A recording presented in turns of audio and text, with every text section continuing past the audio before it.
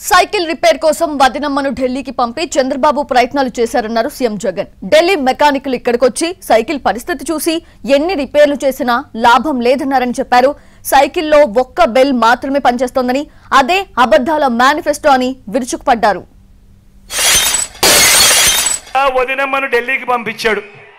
అక్కడ మెకానిక్స్ ను దింపాడు. ఇక్కడికి దింపి సైకిల్ ఓ షేపు లేక తీసుకొని రమ్మని చెప్పి అడిగాడు. ఆ ఢిల్లీ నుంచి ఆ మెకానిక్స్ అంతా ఇక్కడికి వచ్చారు. వచ్చి ఆ తుప్పు పట్టిన సైకిల్ను చూశారు. ఆ సైకిల్కి హ్యాండిల్ లేదు, ఆ సైకిల్కు సీటు లేదు, ఆ సైకిల్కు పెడల్స్ లేవు, ఆ సైకిల్కు చక్రాలు లేవు, ట్యూబులు లేవు, మధ్యలో ఫ్రేమ్ కూడా లేదు.